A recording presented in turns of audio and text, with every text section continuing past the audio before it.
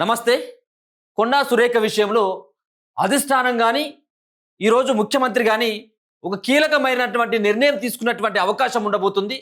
కొండా సురేఖ పైన ఖచ్చితంగా వేటు పడేటువంటి అవకాశం ఉంటుందనేది చాలామంది భావించడం జరిగింది. సో అన్నట్టుగానే ముఖ్యమంత్రి రేవంత్ రెడ్డి విదేశీ పర్యటన ముగించుకొని ఆయన ఉదయమే ఇక్కడికి హైదరాబాద్ రావడం జరిగింది. కాసేపు క్రితమే ముఖ్యమంత్రి ప్రెస్ మీట్ పెట్టడం జరిగింది. ఈ ప్రెస్ మీట్లోనే రెండు రకాలైనటువంటి అంశాలు, ఒకటేమో కేంద్రం విదేశీ పర్యటన అనుమతి ఏదైతే ఉందో దాన్ని నిరాకరించడం ఒకటైతే, రెండోదేమో కొండా సురేఖ విషయంలో మల్లు రవి ఇచ్చినటువంటి ఏదైతే క్రమశిక్షణ కమిటీ ఇచ్చినటువంటి నివేదిక ఆధారంగా ఆయనే కఠినమైనటువంటి చర్యలు తీసుకున్నటువంటి అవకాశం ఉందని చెప్పేసి చాలామంది భావించడం జరిగింది. కానీ మీరు చూడొచ్చు, ప్రెస్ మీట్లో ఎక్కడ కూడా కనీసం ఒక అంశం కూడా రాలేదు. ప్రెస్ మీట్లో ఏ అంశం కూడా తెర మీదకి రాలేదు. కొండా సురేఖ విషయంలో జర్నలిస్టులు ఆ విషయంలో స్పందించాలని చెప్పేసి అన్నప్పటికీ ఎక్కడ కూడా ఆయనే స్పందించినటువంటిది లేదు. కనీసం మాట కూడా మాట్లాడకుండా ప్రెస్ మీట్ నుంచి బయటకు వెళ్ళిపోవడం జరిగింది. అంటే దీన్ని బట్టే మనకు అర్థమవుతుంది కొండా సురేఖకి ఒక బిగ్ రిలీఫ్ అని చెప్పేసి చెప్పుకోవచ్చు. No action. చాలామంది కంప్లైంట్ చేయడం జరిగింది, చాలామంది ఎమ్మెల్యేలు కూడా మాట్లాడడం జరిగింది. ఈరోజు ముఖ్యమంత్రి రేవంత్ రెడ్డి హైదరాబాద్ వచ్చిన తర్వాత బట్టి విక్రమార్కతోటి అండ్ క్రమశిక్షణ కమిటీ మెంబర్స్ తోటి వాళ్ళు ఇచ్చినటువంటి నివేదికని కూడా ఆయన పూర్తిగా పరిశీలించడం జరిగింది. దానిపైన చాలాసేపు డిస్కషన్ కూడా కావడం జరిగింది. కానీ ఎట్టకేలకి ఒకవేళ యాక్షన్ తీసుకోవాలని చెప్పేసి వాళ్ళు భావించినప్పటికీ ఇప్పుడున్నటువంటి టైంలో కరెక్ట్ టైం కాదు. ఒక పక్కనేమో ప్రతిపక్షాలకి ఒక అస్త్రంగా మారేటువంటి అవకాశం ఉంటుంది ఈ అంశం. కాబట్టి మన దాంట్లో మనమే సరిదిద్దుకోవాలి, మన దాంట్లో మనమే సమర్థించుకోవాల్సినటువంటి అవసరం ఉందని ఒక అడుగు వెనక్కి తగ్గినట్టుగానే తెలుస్తూ ఉంది.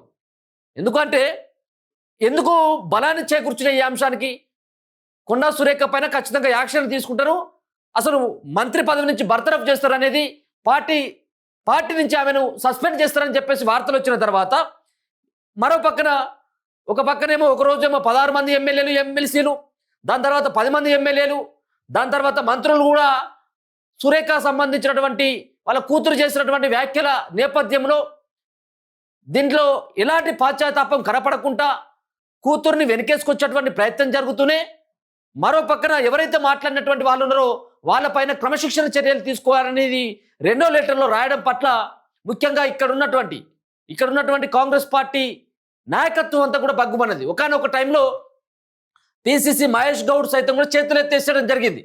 అసలు కొండా సురేఖను ఇక ఎవరు కూడా కాపాడలేరు, నా వల్ల కూడా కాదు అని చెప్పేసి చేతులు ఎత్తేసిన తర్వాత ఇక ఏముంటుంది, ఇక ఒక పిసిసి అధ్యక్షుడే ఆ విధంగా మాట్లాడిండు.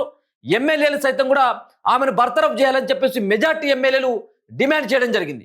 కానీ కొండా సురేఖ ఆమె మొదటిసారి ఇచ్చినటువంటి సంజాయిషి లెటర్ ఏదైతే ఉందో వాళ్ళు ఇచ్చినటువంటి షోకాజ్ నోటీస్కి దాంట్లో తను స్పష్టంగా చెప్పడం జరిగింది, నాకు ఈ అంశానికి సంబంధం లేదు, నా కూతురు మాట్లాడితే నన్ను ఏ విధంగా బాధ్యురాలు చేస్తారు అని చెప్పేసి చెప్పుకుంటూనే నాకు పార్టీ పట్ల క్రమశిక్షణ కమిటీ పట్ల పూర్తి విశ్వాసంతో ఉన్నానని చెప్పేసి ఒక లెటర్లో రాస్తే, రెండో లెటర్లో ఎవరో కొంతమంది కావాల్సుకొని నా కుటుంబం పైన మమ్మల్ని టార్గెట్ చేస్తూ వెనుకబెట్టి ఉన్నటువంటి కొంతమంది అదృశ్య శక్తులు ఉసిగొల్పి మాట్లాడిస్తూ ఉన్నారు, వాళ్ళని ఎవరినో కనిపెట్టి వాళ్ళపైన చర్యలు తీసుకోండి అని చెప్పేసి నేరుగా రెండో లెటర్లో సైతం కూడా కొండా సురేఖ ఆమె రిప్లై ఇచ్చినటువంటి సందర్భం కూడా కనబడుతుంది.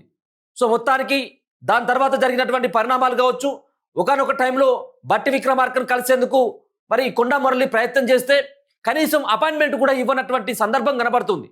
ఇలాంటి టైంలో ఎవరికైనా డౌట్ వస్తుంది. ఒక పక్కన ఎమ్మెల్యేలు మూకుమ్మడి దాడి, పార్టీకి సంబంధించినటువంటి ఆడవాళ్ళు మగవాళ్ళంతా కూడా కొండా సురేఖ పైన విరుచుకుపడడం కావచ్చు, దాని తర్వాత బట్టి విక్రమార్క కొండా మురళికి టైం ఇవ్వకపోవడం కావచ్చు. సో ఇదంతా పరిణామాలు చూసిన తర్వాత ఇక క్లోజ్ అయిపోయింది కాంగ్రెస్ పార్టీతో, కొండా సురేఖ యొక్క జర్నీ క్లోజ్ అయిపోయింది కావచ్చు అని చెప్పేసి అనుకున్నటువంటి టైంలోనే ఆమె నిన్న ఆ మల్లికార్జున ఖర్గే, ఆ పార్టీకి సంబంధించినటువంటి అగ్రనేత అయినటువంటి మల్లికార్జున ఖర్గేను ఆమె కలవడం జరిగింది. దాంతో కలిసిన తర్వాత జరిగినటువంటి పరిణామాల నేపథ్యమా లేకపోయినట్లయితే కరెక్ట్ టైం కాదని చెప్పేసి ఏమైనా నిర్ణయించుకోవడం జరిగిందా ఏందో తెలియదు. కానీ మొత్తానికి సేఫ్గా మాత్రం ఇప్పుడు కొండా సురేఖ బయటపడ్డట్టుగానే తెలుస్తూ ఉంది. మరి ఆమె మొన్ననే స్పష్టం చేయడం జరిగింది, నేను రేవంత్ రెడ్డి వచ్చిన తర్వాత మేమే నేరుగా రేవంత్ రెడ్డి దగ్గరికి వెళ్ళి మేము మాట్లాడతాం, జరిగినటువంటి అంశాలు కావచ్చు, మాట్లాడడానికి కారణం కావచ్చు. సో వీటన్నిటి పట్ల కూడా మేము చర్చించేటువంటి ప్రయత్నం చేస్తాం. నేను ఎక్కడో వచ్చి మాట్లాడడం కాదు, మీడియా ముంగట వచ్చి మాట్లాడడం కాదు, మైకుల ముంగట వచ్చేటువంటి మాట్లాడడం కాదు. సో అక్కడ జరిగినటువంటి సిచ్యువేషన్ ఏంది, దీన్ని నన్ను బాధ్యురాలని చేస్తూ, నన్ను టార్గెట్గా చేస్తూ మంత్రి పదవి నుంచి బర్తరఫ్ చేయాలన్నటువంటి ఈ అంశాల పట్ల నేను తాడోపేడో తనతోనే తేల్చుకుంటానని చెప్పేసి ఆమె కూడా చెప్పడం జరిగింది. మరి ఆమె ఇప్పుడు నెక్స్ట్ మరి రేవంత్ రెడ్డి ఏమైనా టైం ఇస్తాడా కొండా ఫ్యామిలీకి, లేకపోయినట్లయితే ఉంటే ఏ విధమైనటువంటి పరిణామాలు ఉంటే మనం భవిష్యత్తులో సైతం కూడా చూడాల్సినటువంటి అవసరం ఉంది. ఒకనొక టైంలో మరొక పక్కన క్రమశిక్షణకు సంబంధించినటువంటి కమిటీ మల్లు రవి సైతం కూడా దీనిపైన కూడా మొన్ననే స్పందించడం జరిగింది. సో ఎవరైనా కానీ పార్టీ లైన్ దాటినట్లయితే ఉంటే శిక్షలు కఠినమైనటువంటి పరిణామాలు ఎదుర్కోవాల్సినటువంటి అవసరం ఉంటుందంటూ మల్లు రవి కూడా చెప్పడం జరిగింది.